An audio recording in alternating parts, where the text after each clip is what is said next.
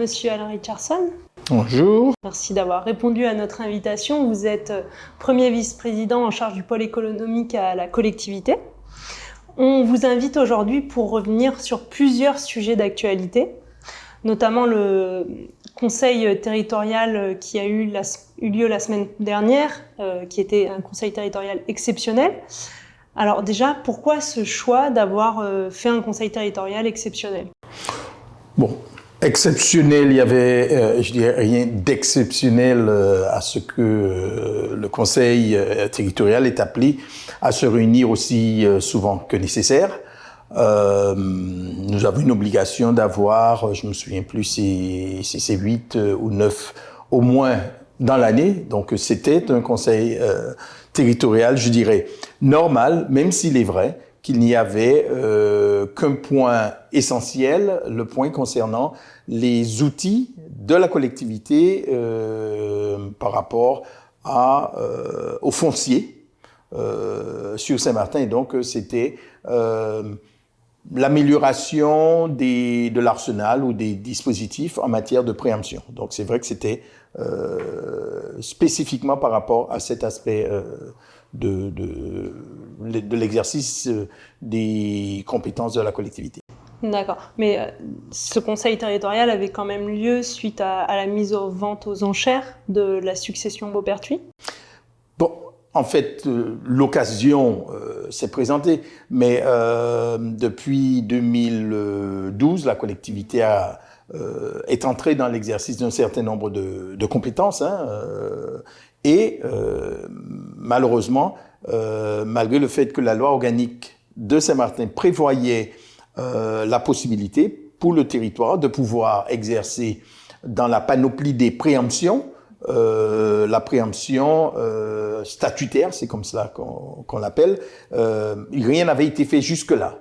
Et donc, par rapport à l'amélioration des outils en matière de préemption, puisque bon, il existe plusieurs catégories juridiques de préemption, la collectivité de Saint-Martin n'avait pas encore actionné cette préemption statutaire telle que prévue par l'article 60. Je me permets de lire l'article 63-14-7 de notre loi organique. Et donc, c'était une opportunité de pouvoir, je dirais, donner force de loi et de décliner comment ce droit à préemption allait pouvoir être appliqué dans le cadre de la collectivité.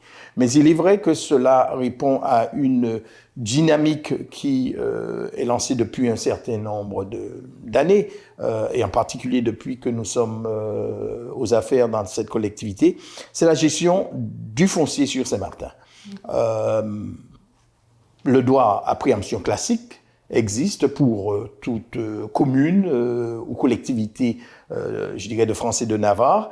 La collectivité de Saint-Martin, au cours des 2 dernières années, a exercé un des outils de ce droit de préemption. Et bon, c'est ainsi que sur un foncier à Sandy Ground, pour les besoins de la MJC, le développement du centre culturel de Sandy Ground. Donc, ce droit de préemption a été exercé. Nous l'avons aussi exercé sur un foncier montant Morne-Valois, et il a été aussi exercé dans le cadre notamment de la vente du foncier de la Belle Créole. Mais bon, là, l'acquéreur a décidé de retirer. Donc, le droit de préemption, la collectivité l'exerce. En particulier depuis que nous sommes là.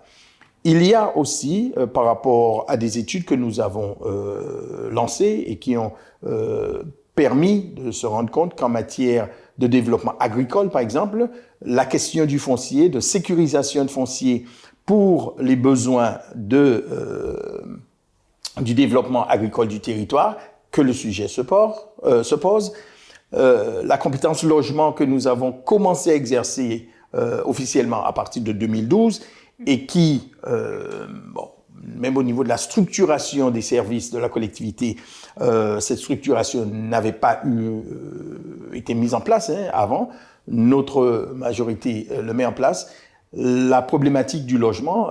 Aujourd'hui, il y a presque 3000 ou 3500 demandes de logement. Et aujourd'hui, à cause du coût du foncier, nous ne pouvons pas répondre à cette demande. Et donc, afin de mener cette mission de compétences de logement, la question du foncier s'est posée et se pose encore avec plus d'acuité. Donc voilà le contexte qui fait que, lors du dernier conseil territorial, on a décidé de traiter ce problème de droit de préemption. Alors, juste pour mieux comprendre, vous disiez que vous aviez déjà le droit de préemption. Qu'est-ce qui change alors, ces nouvelles décisions qui ont été prises? En fait, le droit de préemption, il y a plusieurs catégories de domaines où ce droit peut être exercé. Ce qui a été... Actuellement, vous pouviez l'exercer à quel moment? Lorsqu'il s'agit de foncier urbain ou à urbaniser, c'est là où ça a été exercé. Il s'agit de foncier selon le POS, le plan d'occupation des sols, qui est notre document d'urbanisme. Lorsqu'il s'agit de foncier classé, constructible ou à urbaniser, c'est dans ce cadre que la collectivité a pu exercer. Là, c'est dans ce cadre que la collectivité pouvait déjà exercer. Déjà exercer. Mais la deuxième délibération de la semaine dernière a été aussi pour le mettre à jour, ce droit de préemption dans les domaines du foncier classé urbain ou à urbaniser. Parce qu'en fait, c'était à l'époque de la commune que la délibération a été prise et donc il fallait mettre ce droit à jour. Au niveau du point principal du dernier conseil territorial, c'était le droit de préemption statutaire. Tout comme à Saint-Barth, tout comme en Nouvelle-Calédonie, ce sont deux territoires qui me viennent à l'esprit, le législateur a permis à ces territoires, compte tenu d'un ensemble de contextes, dans le contexte de Saint-Martin et aussi de Saint-Barthélemy, nous sommes des tout petits territoires. Le foncier n'est pas expansible. On est aussi dans cette logique européenne et nationale de ce qu'on appelle le zéro artificialisation. En fait, les territoires ne souhaitent pas ou ne peuvent plus décider de rendre constructible partout, parce qu'il y a la question de la préservation du foncier pour les générations futures, bien sûr, mais aussi de la nécessité d'avoir du foncier dans l'état naturel ou l'état agricole et pas de bétonnage. La préemption statutaire, telle que prévue par l'article de notre loi organique, signifie quoi? Lorsqu'il y a des cessions, des transferts de foncier sur nos territoires, l'idée est de permettre que les résidents et les Saint-Martinois, pour prendre au sens large, puissent être protégés, que le foncier ne soit pas ouvert à la spéculation de personnes ou de sociétés venant de partout dans le monde pour pouvoir les acquérir.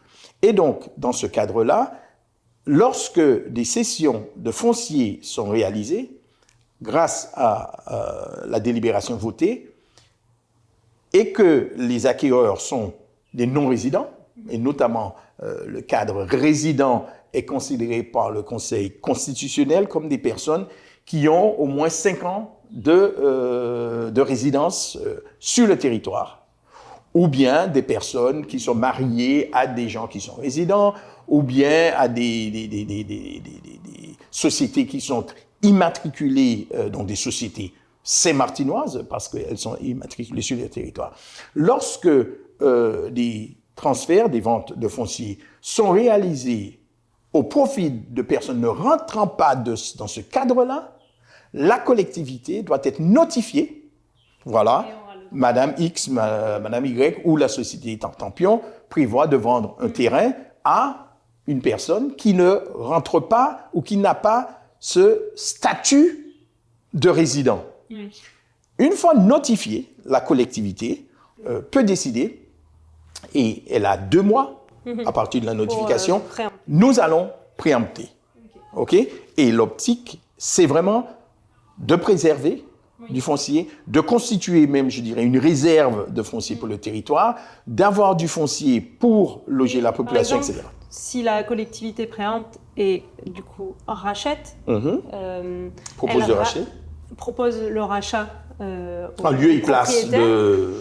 Est-ce que ce rachat se fait au prix auquel la première personne allait racheter le terrain ou ça non, se fait à un autre il faut prix? savoir que ça pourrait être, hein, mais il faut savoir que chaque fois... C'est possible que ce soit pas le même prix Absolument. qui a été proposé. Ça peut être moins cher. Ça peut être moins, parce qu'il faut savoir que... Et si le propriétaire n'est pas d'accord avec le prix? J'arrive à cela. Il faut savoir qu'aucune collectivité, que ce soit notre collectivité ou d'autres collectivités communes ou autres, etc., ne peut acquérir du foncier sans faire la demande d'une évaluation des domaines, de France, qui est un organisme d'État. En fonction de ce prix-là que vous pourrez racheter. On peut faire une offre par rapport à. Et si la personne n'est pas d'accord? Si la personne n'est pas d'accord, la personne peut décider de retirer son bien de la vente, donc qu'elle garde, qu'elle ne vend pas, ou bien que va s'ouvrir une phase de discussion, de négociation. L'évaluation du domaine est une évaluation administrative. Oui. Il y a naturellement, je dirais, une marge. En général, on dit 10% de plus ou de moins par rapport à l'évaluation des domaines. D'accord, dans les négociations. Voilà, dans les négociations. Mais il se peut que par rapport à l'importance du foncier, parce que, et je vais prendre un exemple très simple, sur le territoire, notamment à Marigot, les problèmes de parking. Trouver des places ou créer des places de parking. Imaginons qu'il y ait un bout de terrain, qui sont en vente et que la collectivité, afin d'améliorer les problématiques de stationnement, souhaiterait créer un parking. Le domaine a fait son évaluation, mais la collectivité pourra négocier même plus haut que les 10% de marge parce que ce terrain est stratégique. On ne va pas retrouver un autre terrain dans la zone permettant de créer ce parking. Donc, il y a quand même cette marge de manœuvre un petit peu au-delà, mais cela doit être justifié pour aller au-delà. Dans la délibération, on parlait aussi d'expropriation? Non, c'est cela où les conseillers de l'opposition, je crois que ils ont des difficultés à comprendre la langue française ou à lire. Le contexte de la fixation du prix. Imaginons qu'effectivement, le vendeur dit, moi, je voulais vendre à X, et que, compte tenu de la valorisation faite par les domaines et de la marge de manœuvre, compte tenu de l'importance stratégique ou pas du lieu où se situe ce foncier, s'il n'y a pas accord, la collectivité peut saisir le juge, qui, à ce moment-là, interviendra et, compte tenu des éléments, pourrait proposer un autre prix. Mais en général, ces prix peuvent être fixés dans le même contexte qu'en cas d'expropriation. C'est pour ça que le mot expropriation apparaît, mais il ne s'agit nullement d'expropriation dans la délibération, c'est simplement que la loi précise qu'en cas de désaccord et que le juge, etc., voilà ce qui réglementairement existe comme cadre. Donc il n'y a nullement, et c'est une aberration, voire même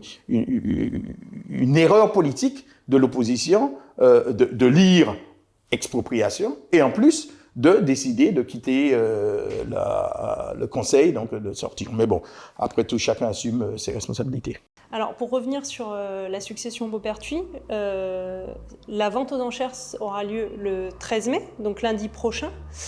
Est-ce que les négociations ont repris avec l'administrateur judiciaire? Le préfet est parti à Paris rencontrer l'administrateur judiciaire, c'est bien ça? Est-ce que vous avez des nouvelles de tout cela? Non. Comprenez, et je tiens à le dire, il ne s'agissait pas, dans le cadre des outils, de mise en place des outils d'exercice de la compétence, d'un problème exclusivement Beauperthuis. Oui, mais c'est juste pour revenir sur ce sujet-là.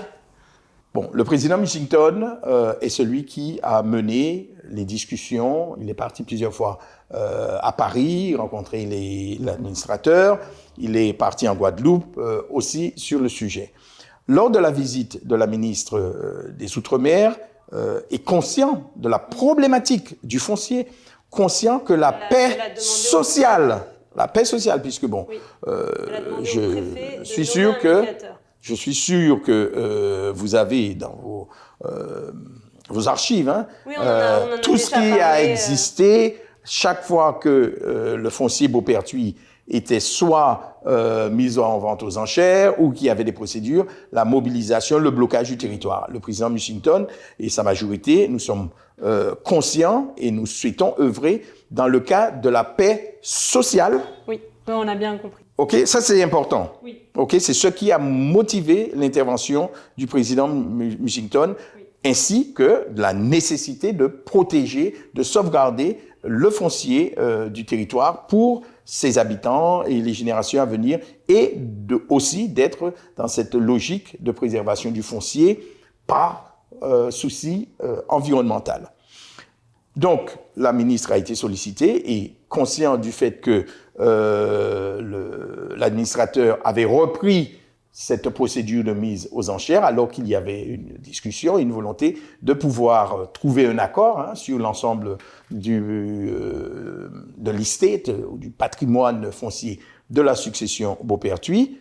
L'administrateur a décidé donc de reprendre la mise aux enchères de parcelles. Le préfet a été missionné par la ministre de voir avec l'administrateur s'il y avait la possibilité de retirer. Je n'ai pas, à l'heure où nous parlons, puisque le préfet, je crois, rentre aujourd'hui, je n'ai pas de réponse sur est-ce que la vente aux enchères va être différée, retirée. Je n'ai pas. La question, c'est est-ce que lundi prochain, il y a une vente aux enchères je n'ai pas. Je n'ai pas, à l'heure où je vous parle, je n'ai pas la réponse du préfet ou de l'administrateur sur cela. On espère, je l'ai dit, qu'effectivement, que cette affaire, cette vente ne se fera pas. Parce qu'effectivement, ce sera un très mauvais signe donné par l'administrateur. D'accord.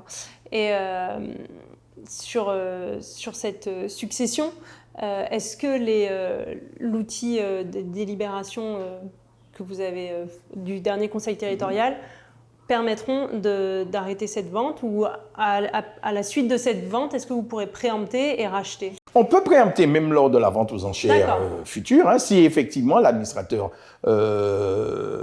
continue la vente, la collectivité a un outil juridique. Et juste pour vous montrer à quel point la situation est des fois ubuesque, lorsqu'il y a d'autres ventes aux enchères sur les fonciers Beauperthuis ou Webster, le tribunal en charge n'avait pas notifié la collectivité au préalable de ces ventes.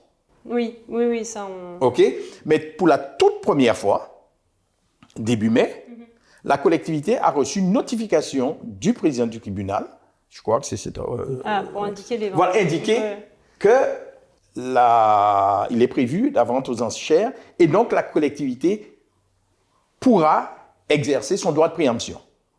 Et ça, c'était même avant, je dirais, que l'affaire ne soit arrivée au point actuel, et même, non, je crois que c'était avant même le conseil territorial qu'on a été notifié par le tribunal. Ce qui fait que, dans le cas où ces ventes se dérouleraient, la collectivité aura quand même 2 mois pour pouvoir préempter a posteriori sur ce foncier. Alors, juste rapidement, si la collectivité rachète les terres Beauperthuis, alors ce serait grâce à des fonds, un prêt de l'EPF, l'établissement public foncier, c'est ça? Non, ce n'est pas des prêts. Les EPF, les établissements publics fonciers, sont des organismes qui font du portage de foncier pour le compte de leurs membres ou de leurs... La question, c'est est-ce qu'à un moment donné, la collectivité devra rembourser l'EPF? Du coup, c'est pas un prêt.